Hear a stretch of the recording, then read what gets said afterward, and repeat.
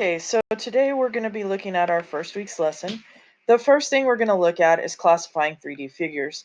You should have this note and description in the Google form. What I'm going to talk about first of all are just the parts of these figures. You should be able to read through these and see them all. They all do have unique bases. The circle bases have special names. So those are the cylinder, cone, and sphere. Sphere does not have a base. It actually has something called the great circle, which is that dotted line there. So we need to talk about that great circle. And then the other things we need to talk about are the parts of the 3D figures. So a 3D figure has faces. Faces are these surfaces here. These are the flat sides of the 3D figure, and the bases would be considered a face. This particular prism has 1, 2, 3, 4, 5 faces. The next one we need to talk about are the edges.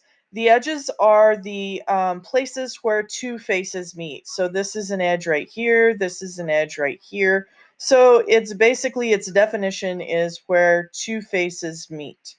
Then the last thing that we've got to talk about, and this should not be something new, we've talked about these all year with two-dimensional figures, is that a 3D figure also has vertices or a vertex. So this that I'm pointing out right now is a vertex. If we talk about more than one of them, they are vertices. So those are the corners. So all of that should be something simple. You can read through this again, as I said, and should be able to classify these pretty easily. Now, what that graphic did tell you is that you're going to classify these by base and by type of prism. And so when we look at this one up here, the first thing we should notice is this base is a rectangle. So this one would have a rectangular base. And then we also have to classify what kind of figure it is. Well, a prism is going to have two bases that are parallel to each other. A pyramid has a base that is parallel to a vertex. So when we look at this one, there's a vertex that is parallel to the base. So this would be a pyramid. The only time you should select cylinder, cone, or sphere is if your base is a circular shape or you have a great circle. Now, the other thing I want to remind you of and I want you to watch out for is there will be some shapes in your assignments that are going to have these marks of congruency, and they're very subtle, and you want to really watch out for those because this means it's congruent. And so this can help you see if it's a square versus a rectangle. So make sure you look for those marks of congruency. All right, next slide. We're going to actually start on surface area. So this was one of the problems from your assignment, so I gave you a freebie. All right, now surface area. As you're looking at these, you're going to have a couple of questions here at the top. So we're talking about a prism to start with, just the general prism. What I want you to think about first is what area formulas you could need. And then I also want you to think, how can the prisms differ? What can change in these general prisms? And so if you want to think about that for a minute, go ahead and pause the video. I'm going to go ahead and go through them. So you will need potentially the rectangle or what's also called the parallelogram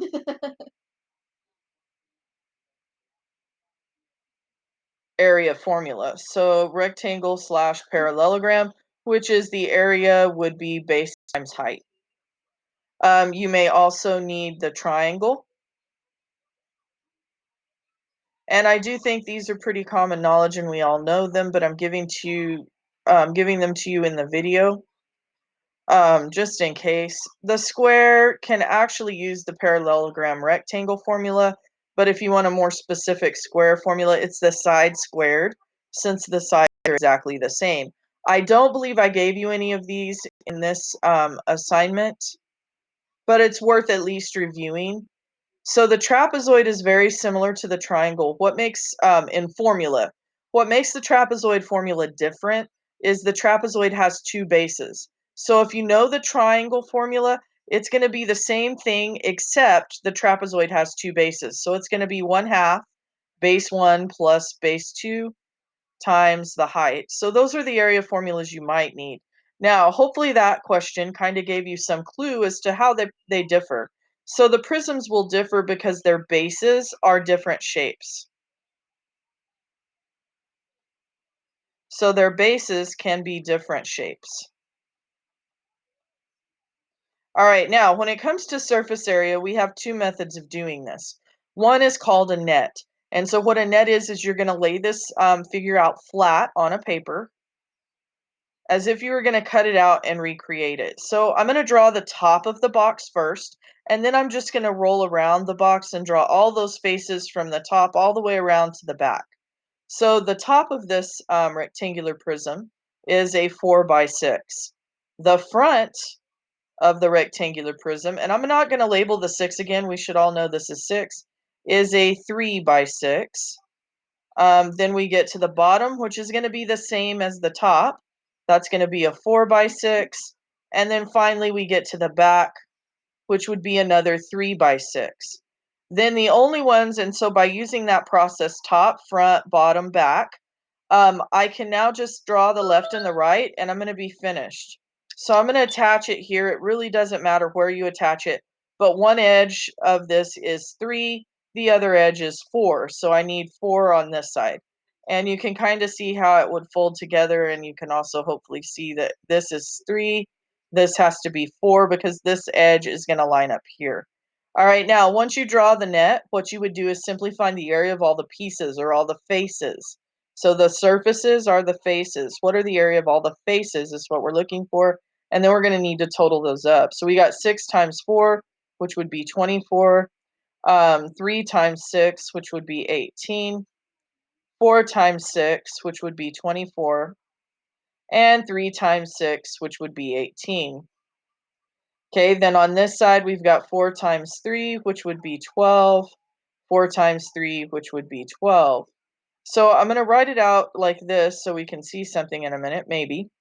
So we've got two 24s, so 24 plus 24 plus two 18s, 18 plus 18 plus two 12s, so 12 plus 12. So if you wanted to finish it this way, you would just add all these together and you would be done. Now, the other way we're going to look at it is with the formula. The formula is actually really efficient. It's pretty quick. It's a great thing to use if you can handle the abstract nature of it. This net version is going to be a little more concrete, a little more solid. You're going to have things to actually look at, and hopefully it will make sense. But we're going to see the connection to that net with this formula.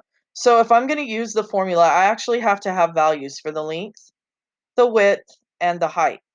So I'm going to call the length 6. I'm going to call the width 4.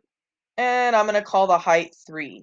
And it really doesn't matter how you do it, but if we consider this surface as the base, and you can pick any of them for this particular prism, I could call this the length. This would then be the width, which was the 4. And then how tall it is the 3.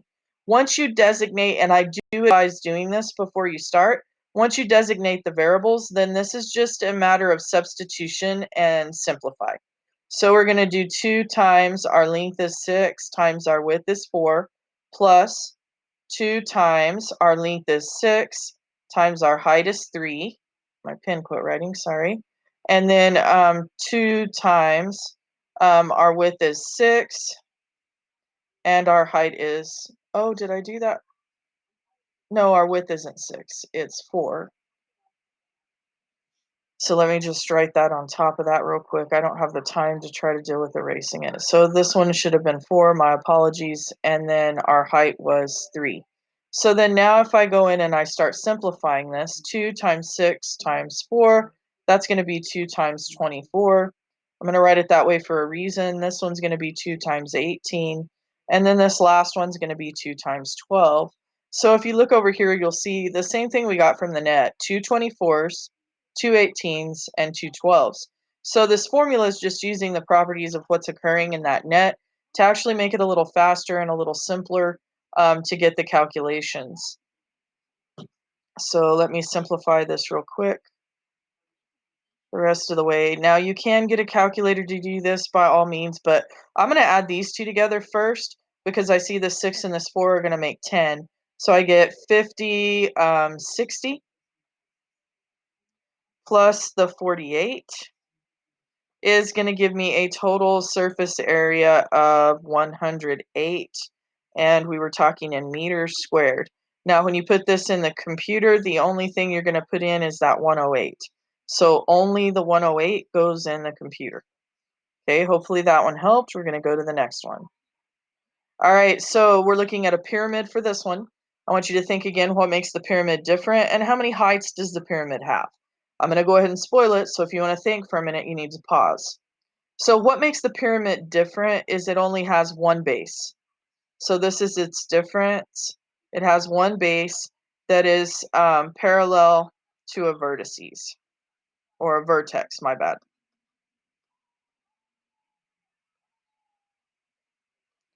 Okay, how many heights does it have? It has two heights.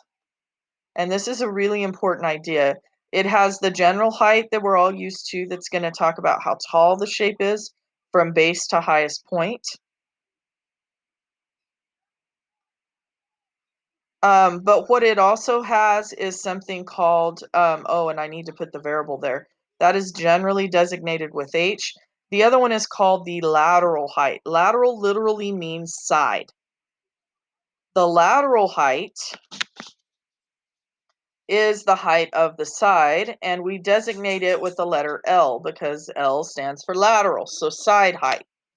So we're going to do the net with this one because the net is also useful. It's actually very, very simple to draw, and then I'm going to use this net again to connect to the formula.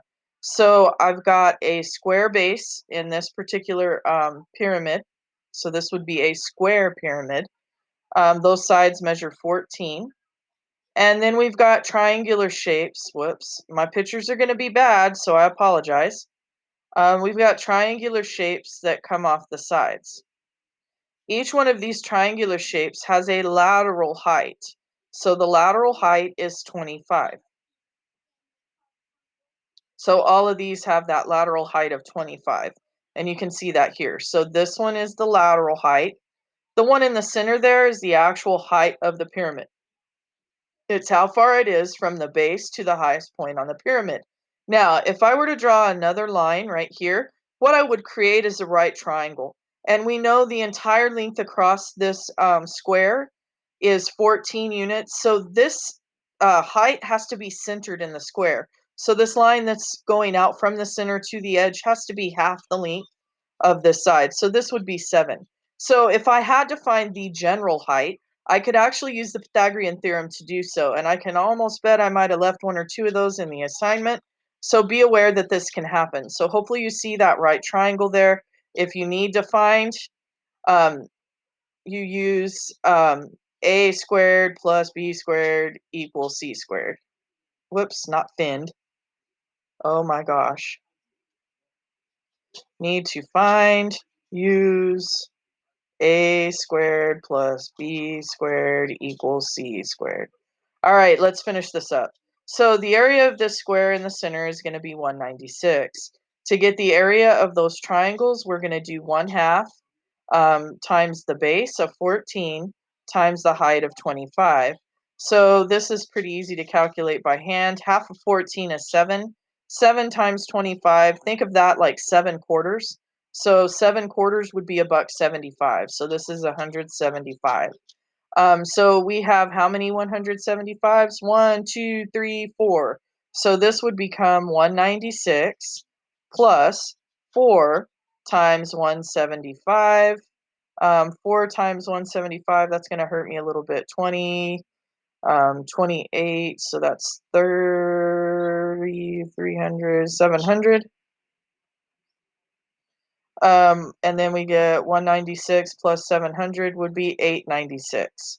So our surface area would be 896. Now I went really fast with that, so let me try to explain it one more time. I took the area of the base, we calculated the area of one triangle. All the triangles are congruent, so we just did 4 of those. So we did 4 times that. All right, now we're going to look at this one and we're going to look at where does that formula come from. So I'm going to draw the picture for the formula up here.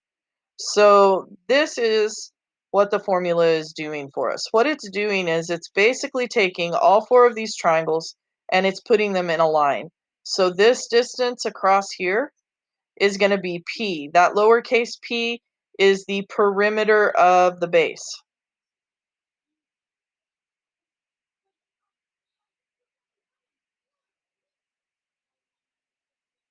The L is the lateral height.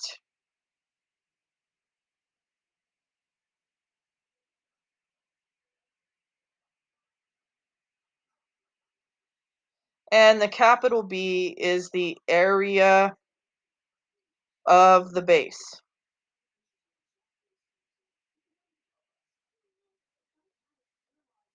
Okay, so when we are doing this, the P is going to add together all four of these triangles at once. And then this is where the L is going to be. That's the lateral height. So what that term at the beginning here is doing is it's getting the area for all the triangles at one time. So instead of having to multiply by 4 here, we're getting it all together at once. And then the last term is just we're adding the base to that surface area. So it's going to be surface area equals 1/2 times the perimeter of the base would be 14 times 4, or 4/14. So that's what, 56 times the lateral height, which is 25, plus the area of the base, which is 196. We already calculated that before. So then now my surface area, I already know if I do this because we did it a minute ago, is going to be 700. So it's going to be 700 plus 196, and you can check these with your calculator. Hopefully I'm not wrong. If I am, you can send me an ugly email and tell me how silly I am. And so this is the answer we get. There were no units on this, but this would be in units squared. Again, the thing we're looking for in the computer is just the basic number with no labels. All right, next one. Maybe. Okay, the cylinder is the next one. The cylinder is really fun. Again, I want you to pause it if you want to think about these questions. So what makes the cylinder different? And how many edges does the cylinder have? How many vertices? All right, so the main thing that makes the cylinder different is that it has a circular base.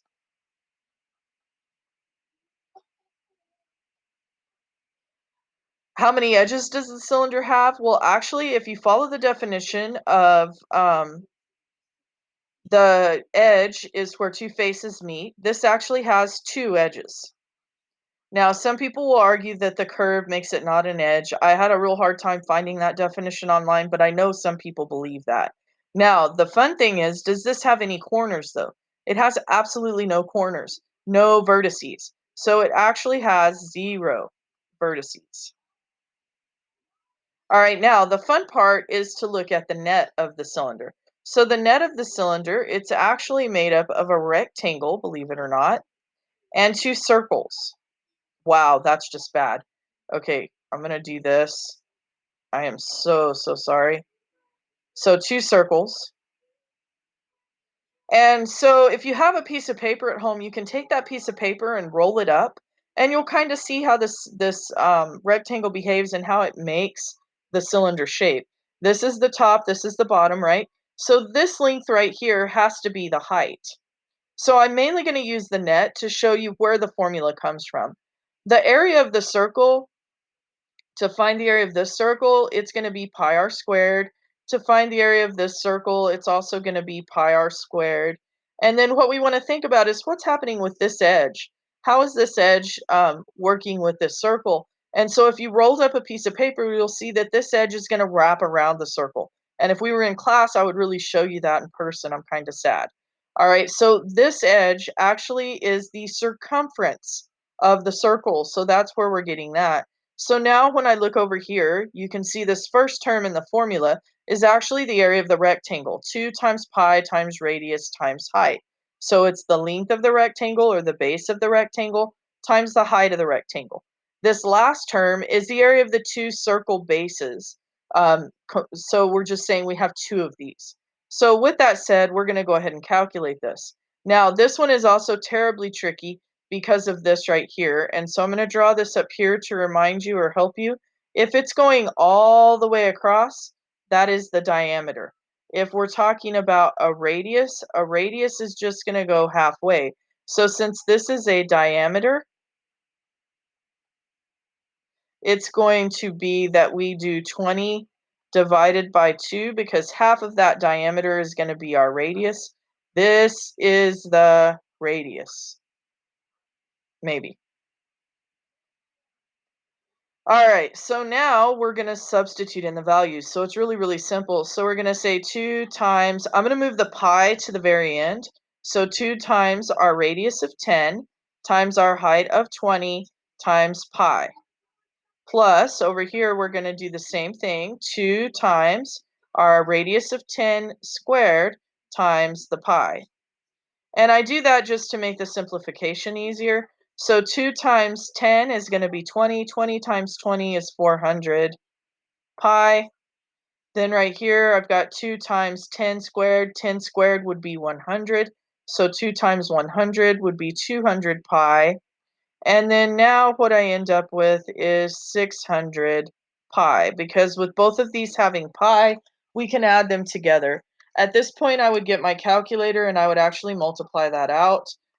You should have direction in the assignment as to whether you're going to use the pi button in the calculator or you're actually going to use 3.14.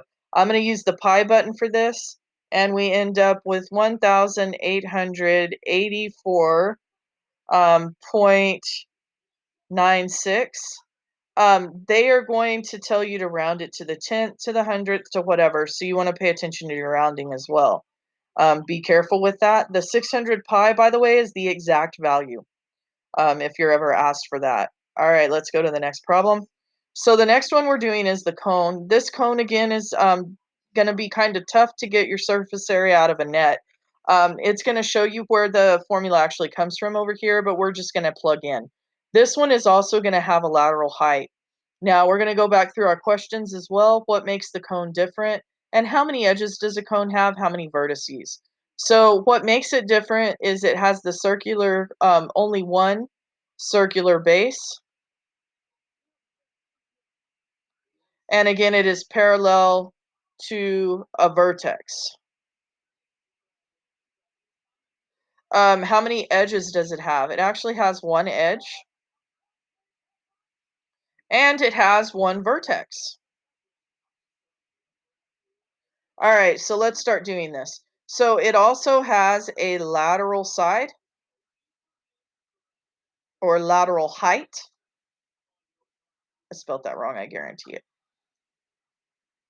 Which is L. Oh my goodness. Maybe. We'll try one more time. I can't waste too much time. I've only got 25 minutes to get this done. All right, so surface area is going to be, I'm going to go ahead and do what we did last time as well, move the pi to the back. So 5 times 13 times pi plus our radius is 5, so that's going to be 5 squared times pi. And so 5 times 13, that's going to be 65 pi. 5 squared is going to be 25 pi. We can add those two together, so that's 70, 80, 90 pi. And so again, this is the exact surface area. What we're going to do now is we're going to calculate an approximate value for that. And again, you use your calculator. Depending on the direction, you're either going to use the pi key or 3.14. I'm using the pi key today. So we get 282.74.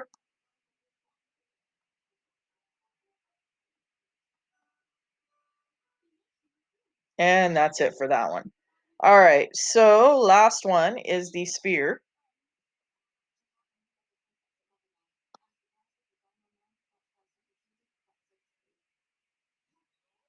I'm going to lose my mind. I don't have time for this. The net on the sphere is really confusing. If you're interested in seeing where the formula comes from, I would suggest you get online and look at a YouTube video. We are going to talk about what makes the sphere different and how many edges the sphere has, how many vertices. So what makes the sphere really different, so you might want to pause this if you don't want a spoiler, is that it has no base.